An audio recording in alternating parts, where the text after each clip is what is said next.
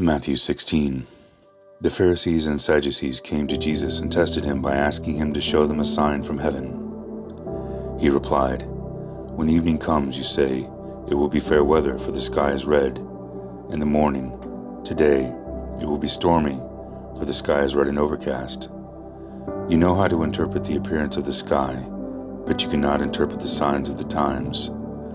A wicked and adulterous generation looks for a sign, but none will be given it, except the sign of Jonah." Jesus then left them and went away. When they went across the lake, the disciples forgot to take bread. "Be careful," Jesus said to them. "Be on your guard against the yeast of the Pharisees and Sadducees." They discussed this among themselves and said, "It is because we didn't bring any bread." Aware of their discussion, Jesus asked, "You of little faith, why are you talking among yourselves about having no bread? Do you not still understand? Do you not remember the 5 loaves for the 5,000, or how many basketfuls you gathered? Or the 7 loaves for the 4,000, and how many basketfuls you gathered? How is it you don't understand that I was not talking to you about bread? Be on your guard against the yeast of the Pharisees and Sadducees." Then they understood he was not telling them to guard against the yeast used in bread, but against the teaching of the Pharisees and Sadducees.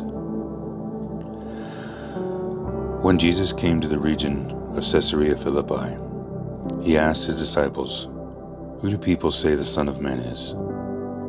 They replied, "Some say John the Baptist, others say Elijah, and still others, Jeremiah or one of the prophets."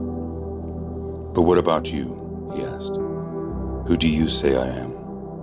Simon Peter answered, "You are the Messiah, the Son of the living God."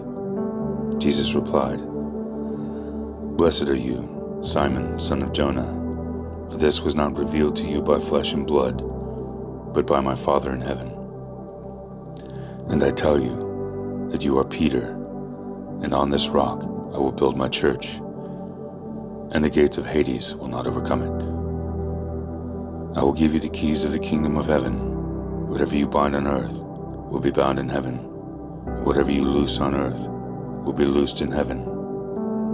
Then he ordered his disciples not to tell anyone that he was the Messiah. From that time on, Jesus began to explain to his disciples that he must go to Jerusalem and suffer many things at the hands of the elders, the chief priests, and the teachers of the law, and that he must be killed and on the 3rd day be raised again to life. Peter took him aside and began to rebuke him. "Never, Lord," he said. "This shall never happen to you." Jesus turned and said to Peter, "Get behind me, Satan. You are a stumbling block to me. You do not have in mind the concerns of God, but merely human concerns." Then Jesus said to his disciples, "Whoever wants to be my disciple must deny themselves and take up their cross and follow me. For whoever wants to save their life will lose it, but whoever loses their life for me will find it.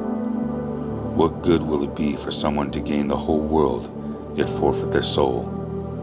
Or what can anyone give in exchange for their soul? For the Son of Man is going to come in his Father's glory with his angels, and then he will reward each person according to what they have done. Truly I tell you, some who are standing here will not taste death before they see the Son of Man coming in his kingdom."